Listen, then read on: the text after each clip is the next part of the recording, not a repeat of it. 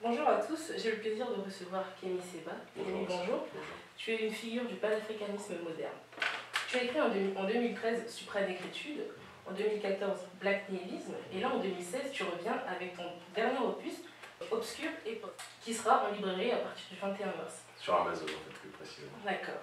Peux-tu nous parler davantage sur ce livre? De quoi parle-t-il? Alors, pour te répondre à ta question, déjà merci de l'interview, ma très chère sœur. Et merci à Conscience Noire de relayer cette rencontre. Pour répondre de manière la plus synthétique possible, je dirais qu'on traverse une époque, comme son nom l'indique, qui est plus que sombre aujourd'hui. Une époque où le déracinement est globalisé, une époque où la perte des valeurs est plus que jamais mondialisée, une époque où il y a une profonde crise sur le terrain de l'identité. Et lorsque l'on parle du terrorisme, lorsque l'on parle d'un certain nombre de différents éléments qui poussent à la dépopulation, qui poussent aux émigrations de masse, lorsqu'on parle de déstabilisation d'un certain nombre d'États, lorsqu'on entend des histoires liées à Wikileaks, lorsqu'on entend des Edward Snowden parler, de manière générale, ce sont des choses qui touchent aussi bien l'Occident que l'Orient, que le Nord, que l'Afrique. On se rend compte qu'en effet, on est dans une époque où on a la sensation que la civilisation occidentale, la civilisation du matérialisme touche à sa fin. Et j'ai voulu, à partir de tous ces éléments-là, me fixer sur quelque chose qui me paraît être le parapluie face à ce que je considère comme la plus grande forme du colonialisme. L'extension ultime du colonialisme, c'est le mondialisme aujourd'hui. C'est la dérégulation d'un phénomène naturel d'interaction qui peut être la mondialisation. Et face à ce mondialisme, ce que je considère comme étant le plus grand parapluie, c'est ce que j'appelle le retour à la tradition. Alors quand j'ai retour à la tradition, certains peuvent se dire « Kémy, de quoi il vous parle? Il veut forcer les gens de toutes les religions à abandonner leur religion. » Non, c'est pas ça du tout ce que je dis.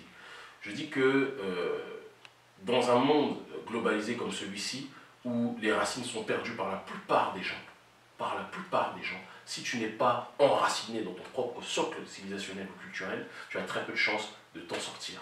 Et ce que je dis est valable pour les Africains, est valable pour les Occidentaux, est valable pour les Orientaux, est valable pour les Asiatiques de manière générale aussi. Et donc j'ai pris le pari, parce que mon objectif est toujours de parler à la masse, je ne cherche pas à parler à quelques gens dans une cabine téléphonique, on va parler à simplement des convaincus. J'ai pris le pari donc d'effectuer un récit géopolitique. Je me suis inspiré un peu dans un autre ordre d'idée de ce que Michel Houellebecq a pu faire dans la dimension qui était la sienne, dans l'axiome de réflexion qui est le sien, qui n'est pas le mien. Et j'ai donc conté une histoire qui en réalité s'inspire à 95% d'événements géopolitiques réels. C'est une histoire, un récit parabolique, où je mêle justement les situations par rapport au terrorisme. Je parle en filigrane de Daesh, je parle en filigrane de l'infiltration des services français dans les mouvements dits radicaux. Je parle beaucoup de cette notion de rédemption et je parle d'un mot qui pour moi est très important. Quand je parlais du traditionnalisme tout à l'heure, je parle aussi beaucoup du pérennialisme. C'est la même chose en réalité. Et beaucoup de personnes connaissent ce nom par rapport à un certain René Guénon. Peut-être qu'on aura l'occasion d'en reparler, qui est loin d'être un modèle pour moi, je tiens à le préciser, je ne suis pas d'accord avec beaucoup de choses qu'il dit. Mais justement, dans tes travaux, tu parles souvent de ce terme de pérennialisme. À quoi renvoie cette expression? Quand on parle de pérennialisme, on parle de la tradition primordiale. On parle du principe qu'il y a derrière les confréries initiatiques et derrière l'ésotérisme des religions dites révélées, donc deux pôles qui sont censés être opposés, en réalité, elles tirent toutes les deux leur même essence, en tout cas elles tirent leur énergie d'une même source. Et cette source-là, c'est ce qu'on appelle la primauté de la tradition primordiale de manière générale. René Guénon, que je cite régulièrement, je ne le cite pas comme une référence en ce sens qu'il serait mon modèle, non. Mais René Guénon est quelqu'un qui a fait un travail, il a compris depuis très longtemps, depuis le début des années du XXe siècle, que l'Occident est en décadence, est en train de tomber. On était dans l'âge sombre de l'humanité. En Asie, on parle du Kali Yuga. Vous parlez de l'âge de la mort, l'âge sombre. Et quand je parle de l'âge sombre, obscure époque, ça renvoie directement à cette notion d'âge sombre de manière générale. Et il disait que le capitalisme, le matérialisme, c'est une société décadente qui est en train de s'effondrer. Et tout ce qu'il disait auparavant, il n'a rien inventé, il a simplement commenté certaines choses qu'il voyait. Et c'est quelque chose qu'on est en train de constater aujourd'hui. Et le pérennialisme renvoie à cette nécessité, justement, de s'enraciner dans le socle premier pour être capable de tenir face aux différentes bourrasques, face aux différents ouragans, que les peuples, qu'ils soient africains, négro-africains, qu'ils soient nord-africains, qu'ils soient asiatiques, qu'ils soient occidentaux, chacun de ces peuples-là, ils connaissent ces différentes difficultés-là. Et j'ai envie de te dire, tu permettras que je te tutoie, que quand tu vois certaines personnes rentrer dans des mouvements terroristes aujourd'hui, prétendus terroristes ou réellement terroristes, ou surtout des terroristes cooptés par l'oligarchie occidentale ou l'oligarchie arabe, de manière générale, parce qu'il faut aussi le préciser, la plupart de ceux qui rentrent sont des gens qui n'ont pas une connaissance réelle de la tradition primordiale. Parce que si tu as une connaissance de la tradition primordiale, il y a des choses sur lesquelles tu ne peux pas, ou du moins tu ne peux pas être convaincu par certaines formes d'extrémisme, parce que certains ont pour rôle de déréguler la norme, travestir la norme pour dégoûter les gens de la norme. Et donc, ils poussent à l'excès certaines réalités, de telle sorte que quand on voit certaines choses, on se dit « Ah, on ne veut pas être lié à ça ». Mais dire cela n'empêche en rien le fait que j'ai une très grosse distance critique sur René Guénon, je le dis et je le précise, que les gens souvent, pour eux c'est soit le jour, c'est soit la nuit, c'est soit le noir, c'est soit le blanc. La vie elle est faite de complexité, il y a des choses qu'il a dit sur son analyse de l'Occident qui est en train de s'effondrer et des sociétés initiatiques que lui a étudiées du côté de l'Orient et de l'Asie, surtout de l'Asie, que je peux comprendre. Après, le regard qu'il avait vis-à-vis, par exemple, du monde négro-africain et le regard d'un blanc de son temps, début XXe siècle. Je ne vois pas en lui du tout un messager. C'est pour ça que quand certains disent qu'Émile, tu es un guénonien, je dis non, je ne suis pas un guénonien. Je suis un traditionnaliste. Guénon n'a rien inventé, il a simplement restitué des choses que nos aïeux savaient. Mais ce qui m'intéresse dans cet axe, et je terminerai par là, c'est que là où certains, il y a des microcosmes négro-africains qui prennent plaisir aujourd'hui à attaquer des noirs, parce que certains seraient chrétiens, certains seraient musulmans, certains seraient rastas, et qu'ils suivraient les religions révélées. Et donc, plutôt que de lutter contre le capitalisme ou l'impérialisme prédateur d'aujourd'hui, leur seul combat, c'est de lutter sur Internet souvent contre des musulmans, contre des chrétiens ou autres. Moi, je suis retourné à la tradition en 2014, précisément. J'ai un long processus, un long parcours. Justement, tu parles de tradition. Nous savons très bien que tes œuvres illustrent ton combat politico-idéologique. Et justement, en parlant de politique, ta couleur politique semble assez floue pour certaines personnes. Tu te définis comme étant un conservateur, un marxiste, un radicaliste. Je ne me suis jamais défini comme marxiste. Je ne me suis jamais défini comme conservateur. C'est peut-être ce que toi tu en as déduit, ou ce que certains ont déduit. Je ne me suis jamais défini ainsi. Moi, je me définis comme un panafricaniste moderne qui... Mais justement, en parlant de panafricanisme, pourrais-tu nous expliquer... Là, tu me poses beaucoup de questions. Enfin, vas-y, finis. Vas-y. Pourrais-tu nous expliquer ce que signifie panafricanisme? Panafricanisme, pour moi, c'est la théologie politique du monde noir, en ce sens où l'économie même politique du monde noir, au sens que on part du principe que dans ce concert des nations, un concert de nations qui fonctionne par bloc, il n'y a qu'une seule voie pour que les Africains puissent être respectés. Et Nkrumah, Lumumba, bien d'autres le disaient avant moi, c'est qu'on puisse agir tel un bloc en prenant une unité, qu'elle soit culturelle, qu'elle soit sociale, qu'elle soit économique, d'accord, dans ce concert des nations, et de telle sorte qu'on puisse être capable, par la suite, d'apposer justement un contrepoids face à d'autres nations qui fonctionnent elles aussi en groupe, mais elles dans une démarche de s'appuyer sur un foyer civilisationnel précis. C'est ce qu'on entend par panafricanisme aussi. C'est-à-dire que souvent certains disent qu'Émile, tu veux copier l'Union européenne, ça n'a strictement rien à voir. L'Union européenne a servi les peuples. L'Union européenne, c'est une élite financière qui est dans une démarche, on peut ne pas être d'accord, on peut en débattre, mais qui est dans une démarche justement de dicter un agenda qui n'est pas l'agenda des populations européennes, mais qui est l'agenda d'une élite apatride qui n'a pas les intérêts des Européens. Alors que le panafricanisme a pour objectif, c'est une idéologie salvatrice qui veut, à partir d'un socle commun, orienter les populations africaines vers la reconstruction de populations qui ont été divisées à la conférence de Berlin en 1884 et 1885 par des francs-maçons. Donc on est dans une nuance de taille entre le pan-européisme tel que promu par les institutions internationales et le panafricanisme que je dissocie aussi de l'Union africaine qui aujourd'hui en majorité est financée par des forces extérieures. Donc c'est aussi nécessaire de la rappeler. Donc je ne suis pas marxiste, je ne suis pas conservateur, je suis panafricaniste. Maintenant, on ne va pas se mentir, on va être très clair, je suis quelqu'un qui étudie tout le temps. J'ai commencé en 99, en 2016, donc ça fait 17 ans. L'activisme politique qui m'a emmené partout, qui m'a emmené de l'activisme de rue jusqu'à des conférences dans les universités, et maintenant de l'analyse géopolitique dans les universités et surtout à la télévision, là où je travaille au Sénégal. J'ai travaillé aussi en Afrique centrale un temps, je n'y suis plus. Et c'est dans ce cadre-là aujourd'hui qu'on intervient, qu'on essaye de se faire comprendre, de se faire entendre, On peut étudier le marxisme, je l'étudie profondément, parce que je pense qu'il y a des choses qui sont bonnes dedans, mais sauf que j'ai une nuance avec certains aînés des années 60 qui ont été émerveillés par cette doctrine, parce que quand on étudie, il suffit d'étudier un petit peu la déclaration d'Arusha sur le terrain historique, où on peut étudier les travaux de Julius Nyerere, chez nous, avant que Karl Marx existe, le marxisme existait déjà. C'est ça en réalité que j'essaie de faire comprendre aux gens. On est toujours friand d'idéologie exogène, mais il y a aussi des choses endogènes qu'il est nécessaire d'apprendre. Ce qui ne signifie pas que je ne m'y intéresse pas. Mais c'est pour ça que je reviens sur ce que je disais tout à l'heure quand je parlais de René Guénon. Je ne suis pas guénonien comme je ne suis pas marxiste. Ça n'empêche pas que Guénon, comme Karl Marx, ont dit des choses extrêmement justes sur le terrain de la lutte des classes. Aujourd'hui, ceux qui vivent en Afrique le savent, il y a une hyperclasse financière africaine qui est présente et qui est bien plus, pour moi, détestable que certaines forces occidentales. Il faut aussi le dire, n'ayons pas peur de le dire, de mettre les pieds dans le plat. Aujourd'hui, certains jeunes Africains t'inscrivent dans la lignée de Malcolm X, de Martin Luther King, des Black Panthers. Que ressens-tu lorsque tu vois que tu éveilles une soif de connaissance à ces jeunes Africains? Alors déjà, ma soeur, je ne sais pas si je... Moi, je dis toujours que chez nous autres Africains, on est toujours les fils de quelqu'un et on a toujours un respect vis-à-vis de nos aïeux, nos anciens, nos ancêtres, quels qu'ils soient, à partir du moment où ils ont essayé d'apposer leur voix pour que notre peuple puisse se relever. Donc, je suis le fils, comme tu es la fille, comme nous sommes tous les enfants de ces derniers. Et je rajouterais, parce que là, tu as cité beaucoup de figures diasporiques, que j'essaye de revaloriser, d'être dans une continuité du travail de personnes comme Lumumba, que j'aime profondément, comme Oumiobe, que j'aime profondément, comme Amilcar Cabral et tant d'autres, je ne peux pas tous les citer, Sankara évidemment, etc. Ce n'est pas qu'une démarche diasporique, c'est aussi une démarche continentale. Je suis touché quand je constate que de plus en plus de gens s'éveillent. J'ai commencé en 99, je vendais des journaux dans la rue, au départ, sur le terrain de la conscience noire.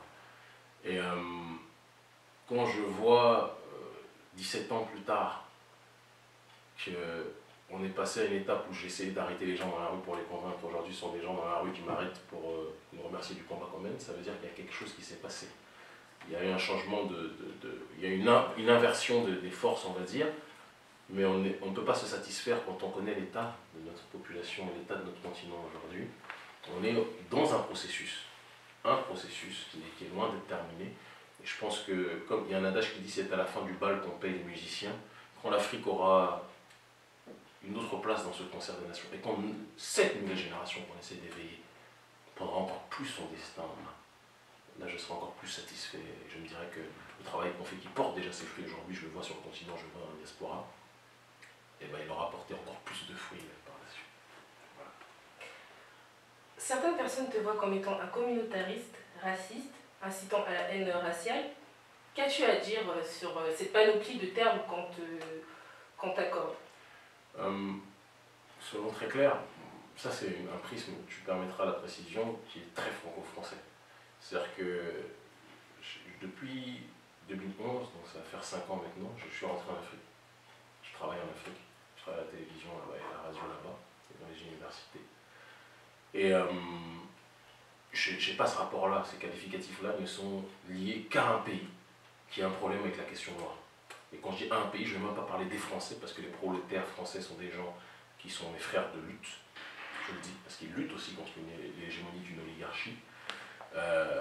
Mais l'élite française a un très gros problème avec la question liée à l'identité noire de manière générale. Donc, le terme communautariste, si tu vas dans les milieux anglo-saxons, il n'existe pas. Parce que eux, le regroupement communautaire, c'est sociologique, c'est une habitude chez eux. Est-ce que ça se passe moins bien qu'en France? Je ne suis pas sûr. Au moins, il y a moins de tabous là-bas qu'il y en a ici. Ici, on fait croire qu'on est dans le pays des droits de l'homme, mais dès qu'on touche à certaines questions, il y a des tabous. Et puis, il y a une hiérarchie aussi des causes, une hiérarchie aussi des souffrances. Il y a une instrumentalisation de certaines souffrances aussi. Et donc, qu'on me dise raciste, antisémite, parce que le problème, c'est qu'en France, les Noirs, on est habitués à les voir, avec tout le respect que je peux avoir pour Charlie et Lulu ou Vincent McDoom. Enfin, quand je dis respect, je vous comprends. Mais les McDoom, les Magloire, c'était peut-être ce genre de Noirs qu'on aimait en France. Et on aimait que les Noirs soient soit footballeurs, soit rappeurs, d'accord, ou comiques. Et moins qu'ils soient dans une démarche de réfléchir, d'avoir un discours critique. pas critique sans proposition. C'est pour ça que je suis rentré sur le continent, proposer et faire concrètement. Mais je pense qu'ils sont en train, après une hystérique diabolisation, de revenir progressivement, certains d'entre eux, sur le regard vis-à-vis de ce qu'on fait, parce qu'ils voient l'impact. Pendant des années, ils ont essayé d'isoler notre discours lorsqu'on était qu'en France en disant ils ne sont écoutés de personne, ils sont... Mais là aujourd'hui, avec l'émergence des réseaux sociaux, avec les médias en Afrique, ils voient qu'on est plus suivis que eux-mêmes qui disaient qu'on était minoritaire. Donc la schizophrénie se situe là, et ils sont obligés de se dire qu'il faut qu'ils comptent avec nous. Et en ce sens-là, voilà, moi je ne cherche pas à rejeter ou à coller des étiquettes racistes, racialistes ou tout ce que tu veux, objectivement. Je ne vais pas être vulgaire en disant je m'en carre le fion, je dirais juste je m'en fous un peu. Et ce qui compte pour moi, c'est qu'on prône l'estime de soi, l'estime des siens. Et ce que je dis pour les miens, je souhaite que chaque peuple le fasse pour les siens. Voilà, c'est cette démarche-là qui est la mienne. Je suis dans une dynamique réellement universelle. Mais je dis qu'avant de prôner la paix pour l'univers, il faut être capable de la prôner pour les siens. Sinon on n'est pas crédible. Si ici c'est le bordel absolu, puis je viens dehors, je dis les mecs, faut qu'on nettoie la ville. Les gens vont regarder déjà là où je suis, ils vont dire mais attends, on est dans une machine à ordures et tu veux nous dire que toi tu veux donner des leçons sur le ménage. Donc il est important de commencer par sa population. Et c'est aussi pour ça, je dirais, que les Africains, pardonne-moi ce propos cru, ne sont pas forcément respectés au-delà d'un racisme systémique qui existe dans un monde où la suprématie occidentale a complètement dominé. Je terminerai par là, on ne peut pas être considéré comme une pierre précieuse, je dis souvent dans mes conférences, par les gens, quand nous-mêmes dans notre propre maison, on n'est pas une bijouterie, on est une porcherie. Je le pense profondément. On ne peut pas dire aux gens respectez-nous à l'extérieur, je suis une pierre précieuse, je suis un bijou. Ok, mais si ta maison ressemble plus à une porcherie qu'à une bijouterie, les gens vont plus te traiter comme un déchet que comme une pierre précieuse. Et l'exemple de la Chine est très frappant. Les gens n'aimaient pas les Chinois dans les années 80. Ils n'ont jamais aimé les Chinois. Aujourd'hui, personne ne bronche face aux Chinois. Ils ont tous peur des Chinois parce que les Chinois sont devenus une machine chez eux. C'est pour ça que ma dynamique a été un moment de me dire, après l'opposition que je continue à avoir vis-à-vis de l'oligarchie d'Occident qui nous pille avec la participation de nos chefs d'État africains, il est temps d'être dans une démarche de proposition politique, culturelle, sociétale et de manière générale, globale, pour parler concrètement sur le continent africain. Aujourd'hui, ça fait 5 ans que tu es reparti sur le continent africain. Tu vis actuellement au Sénégal. Pourquoi avoir choisi le Sénégal et non par exemple le Bénin d'où tu es originaire? Alors les gens, ils ont l'impression que quand tu vas à un endroit, ça veut dire que tu ne peux pas voyager. Déjà, je suis rentré en Afrique parce qu'à la base, il y a eu un projet qui s'appelait African Mosaic, c'est une société, une entreprise, faite par un métis, plus carteron que métis, j'aime pas ces termes-là qui sont des termes liés à l'esclavage, mais en tout cas un ami, Fred Cano, qui est un homme d'affaires, qui est un entrepreneur, qui voulait créer une pépinière de renracinement pour la diaspora sur le continent africain. Et donc, il avait besoin de quelqu'un qui symbolise le panafricanisme moderne, et il a fait appel à moi pour que j'en devienne le porte-parole. Donc voilà, moi à la base je devais rentrer en Afrique, je n'avais pas donné une destination. Je suis béninois par mes parents, je suis dahoméen, c'est là où je me suis fait initier en 2014 aussi, mais je suis un panafricaniste. C'est-à-dire que partout où mon peuple est sur le continent, je suis là. Et je ne me considère pas moins à l'aise, ou je ne me considère pas plus à l'aise au Bénin que dans un autre pays africain. Et ça aurait été au Congo, au Brazzaville, chez toi, si je ne m'abuse, ça aurait été difficile avec le président, mais pourquoi pas? Et qu'on m'aurait proposé de travailler pour le panafricanisme, je serais venu travailler en émettant des critiques vis-à-vis de ce que je considère comme étant injuste. J'ai été invité au Sénégal. Mon père, mes parents ont vécu longtemps au Sénégal, c'est des choses qu'on ne sait pas. Mon père a fait sa fac de médecine à l'université qui aujourd'hui s'appelle l'université Cheikh Anta Diop. J'ai de la famille là-bas aussi. Et en dehors de ça, je veux dire que c'est un endroit, Dakar, la ville où je me sens le plus à l'aise aujourd'hui dans ce monde. Et c'est un centre de gravité, ça va être un centre de gravité politique dans les prochaines années du panafricanisme, si ça ne l'est pas déjà. Et c'est pour ça que nos ennemis, qui sentent la montée d'un sentiment panafricaniste concret, parce qu'ils mesurent l'impact, pas que pour ça, mais c'est aussi pour ça, c'est pas un hasard qu'il y ait eu une migration des services français qui étaient au Gabon auparavant et qui soient venus récemment installer leur base en Afrique, au Sénégal, parce qu'ils ont peur de ce qui est en train de se passer, et je sais qu'ils suivent nos activités, pas forcément la bonne d'ailleurs. enfin, quelle analyse fais-tu depuis ton arrivée justement au Sénégal sur les modes de gouvernance des personnalités politiques? Est-ce que les chefs d'État africains ont-ils assez de maturité dans la manière dont ils gouvernent leur pays? Et est-ce que, pour terminer, selon toi, le rapport France-Afrique perdure-t-il encore? Alors, en ce qui concerne la maturité, il peut y avoir maturité à partir du moment où tous les canaux de pensée, les canaux idéologiques, évidemment, sont maintenus dans une dimension de copie de ce qui se fait à l'extérieur. C'est-à-dire que moi, je suis au Sénégal, j'entends le Parti démocrate, j'entends le Parti socialiste. D'ailleurs, quand je creuse pour comprendre l'idéologie, on est vaguement dans des idéologies qui disent copier en plus. Donc il y a une immaturité par rapport à la réflexion, parce que de un, on copie ce qui ne nous est pas propre, et en plus on copie mal. Donc forcément, il y a un retard, un redoublement de la pensée, et on reste bloqué à une certaine étape du logos, au lieu d'être dans un développement réel qui pourrait se répercuter auprès des populations. Ça, c'est un premier point. Deuxième point, ta deuxième question, c'était? C'était, est-ce que, selon toi, penses-tu qu'il existe toujours le rapport France-Afrique? Alors, la France-Afrique existe toujours, on le voit au Mali, on le voit dans différents pays africains, d'Afrique francophone, il ne faut pas qu'on le nie, elle est plus que jamais présente, mais il y a eu une mutation du néocolonialisme français. Il y avait le néocolonialisme, mais comme je disais, il y a le mondialisme, c'est-à-dire que les choses sont en train de se changer. Même s'il y a des particularismes des puissances néocoloniales, la France a ses intérêts, les États-Unis ont leurs intérêts, l'Angleterre a ses intérêts, mais aujourd'hui, il y a comme une progressive, pas complète, mais progressive uniformisation des intérêts occidentaux, de l'oligarchie occidentale qui est en train de coopter tout le monde et qui est capable de se mettre d'accord avec tout le monde, aussi bien les pétromonarchies dans le monde arabe, le Qatar, l'Arabie Saoudite, elles aussi sur le continent africain ne font pas des belles choses, il faut qu'on soit très clair, et avec d'autres nations de manière générale. Ce qui fait qu'aujourd'hui, on a, pour moi, l'axe le plus puissant, le plus dangereux sur le continent, c'est les États-Unis Afrique, l'USA Afrique. La stratégie de cooptation dans la société civile, parce qu'aujourd'hui les gens savent que les chefs d'État sont décrédibilisés à bon nombre d'endroits, et c'est ça que j'apprécie, moi, que j'admire au moins chez l'oligarchie américaine, c'est qu'ils ont cette capacité à se remettre en question pour toujours être meilleurs, ce qui nous fait profondément défaut à nous. On ne se remet que très rarement en question. Et ça, c'est quelque chose qui, pour moi, pêche beaucoup au sein de notre population. Et ils se sont rendus compte que, étant donné que nos chefs d'État, et les chefs d'État de manière générale, étaient de plus en plus discrédités, il fallait être capable d'accompagner ceux qui seront la véritable force de motricité de la politique du XXIe siècle, en l'occurrence la société civile. Et donc ils ont commencé les stratégies de cooptation via des ONG, afin d'orienter ces figures montantes vers des intérêts qui seraient occidentalo-compatibles, démocratico-compatibles, dans le sens de la démocratie, évidemment, étiquetée par l'Occident.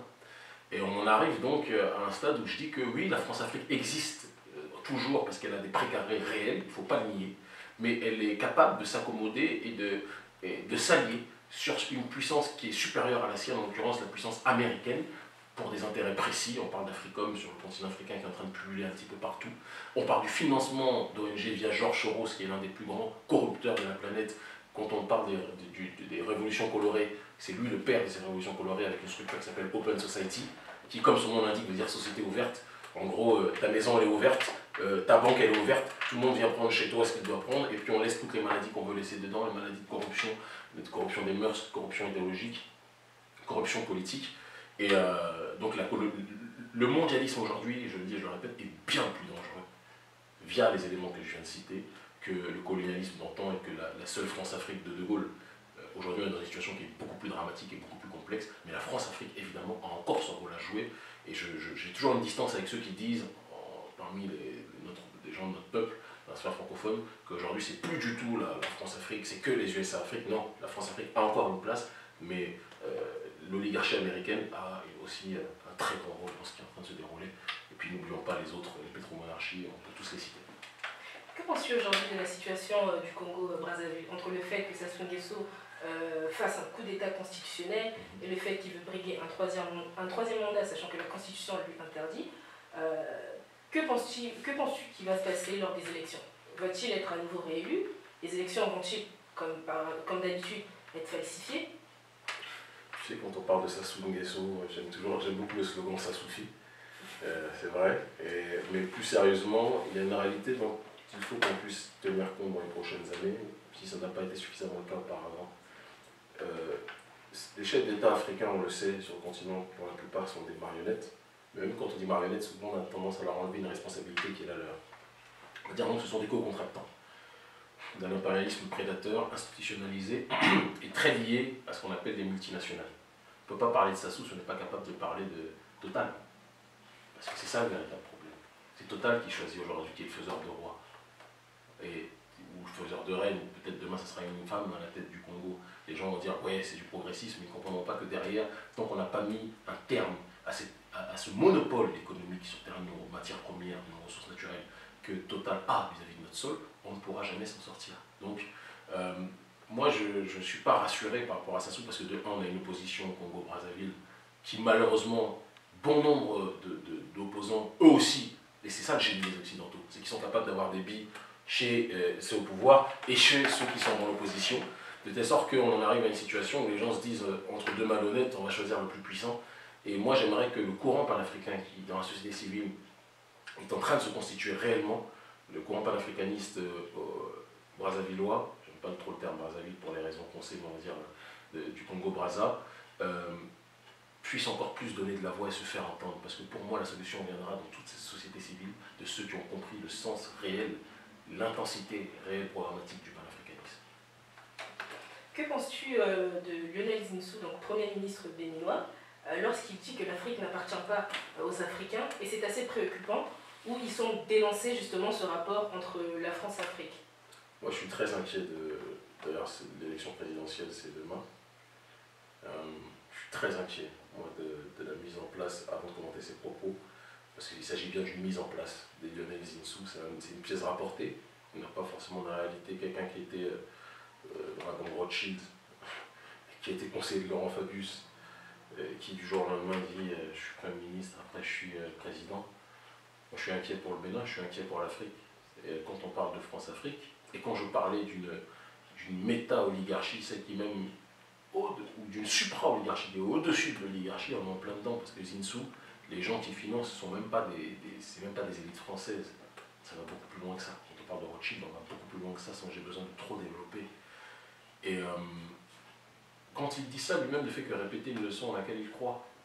C'est-à-dire que moi, je refuse aussi la caricature de la diabolisation hystérique de Zinsou en disant oui, Zinsou n'est pas béninois, n'est pas ceci, au motif qu'il serait métis. Moi, je suis contre ça. Un métis, quel qu'il soit, à partir du moment où il est africain, il est africain. Noir clair ou noir foncé, dans le regard extérieur, on est tous des nègres. Ou des Africains, en tout cas des Basanés. Donc, j'ai pas de problème avec ça. Par contre, sur le terrain idéologique, Lionel Zinsou est le tenant d'un ultralibéralisme dérégulé. Véritablement, déjà le libéralisme en soi, jusqu'à certaines proportions, il y a toujours méfiance, mais a fortiori, dans ce cadre-là, on tourne à la déchéance de soi. Et je m'inquiète beaucoup de sa popularité montante chez certaines couches de la population au Bénin. Parce que les gens, tout le monde le brocarde à l'extérieur du Bénin, mais chez qu'à l'intérieur du Bénin, il y a des gens qui croient en cet homme-là. Et puis il y a aussi la machine à fraude. Ceux qui ont le pouvoir économique sont ceux qui ont le pouvoir de corrompre ceux qui vérifient les urnes. Et donc, pour ce qu'il dit sur le fait que l'Afrique ne s'appartient pas à elle-même, sur ce constat-là, que l'Afrique ne s'appartient pas à elle-même, c'est vrai. Mais quand il dit ça dans la forme d'un conseil qu'il donne à ses amis français, je m'inquiète beaucoup dessus. Mais ça, ce n'est pas surprenant quand on connaît le background de Lionel Zinsou, il ne travaille pas pour nous, il n'a jamais travaillé pour nous. Un dernier mot avant de clôturer cette interview. Penses-tu réellement que l'homme noir a-t-il ôté véritablement ses chaînes? Voilà, s'il avait ôté ses chaînes, je pense qu'on ne ferait pas d'interview. Je pense qu'on ne serait malheureusement pas... Peut-être que je suis en train de faire autre chose. Je ne me serais pas lancé dans la politique sur le terrain de la société civile. Je pense que tu ne serais peut-être pas à Sciences Po. On serait dans autre chose. Non, l'homme noir n'a pas ôté ses chaînes. L'homme, de manière générale, et la femme n'ont pas ôté leurs chaînes. Il y a une élite qui est dans une dynamique de piller partout où elle le peut. C'est elle qui crée les guerres un peu partout. Et puis, de l'autre côté, il y a nous qui avons la possibilité de nous soumettre ou de tenter de résister. On n'a pas la prétention de changer le monde, mais on a la possibilité, en tout cas, sur ce tableau qu'est le monde, de changer ne serait-ce que d'une goutte la facette de ce tableau, de telle sorte que ceux qui auront vu ces changements-là se diront il faut prolonger. C'est le débat qui est le mien, c'est le combat qui est le mien depuis si longtemps. Et si Dieu me permet d'être vivant d'ici 10 ans, ce sera plus que jamais l'objectif, et j'espère qu'on aura atteint encore d'autres sphères. Kémy, tu seras en tournée à partir du 19 mars, donc dans un premier temps en Occident, puis après en Afrique. Peux-tu nous en dire davantage avant de clore? Comme son nom l'indique, voilà, c'est une tournée pour promouvoir mon nouvel ouvrage, donc Obscure Époque, dont je parlais au commencement. Et aussi, on va se prononcer sur un certain nombre de questions qui sont liées à l'actualité par rapport aux différentes déstabilisations qui touchent nos populations de manière générale, et les populations occidentales aussi, parce que plus le temps passe, moins j'essaye d'être dans une logique d'être incarcéré dans le giron d'une stricte identité. Il y a mon identité claire, mais ça ne m'empêche pas de voir le monde tel qu'il est. Et puis on va annoncer aussi le lancement d'une ONG que je préside, qui s'appelle l'Urgence panafricaniste, et qui est une ONG humanitaire d'urgence, qui ira donc dans différentes zones de conflit sur le continent africain, essayer d'apporter une aide, qu'elle soit sur le terrain social, qu'elle soit sur le terrain sanitaire, et donc médical, comme je le dis, scolaire, afin que, parce qu'il y a aujourd'hui dans ce néocolonialisme, les ONG ont un très grand poids, on pourra au moins essayer de faire contrepoids par rapport à ce qui est en train de se dérouler sur notre continent. Donc on présentera ça. Ce sera les deux axes, le livre qu'on présentera et l'ONG dont on parlera. Merci Kémy d'avoir répondu à mes questions. C'est moi qui te remercie, infiniment.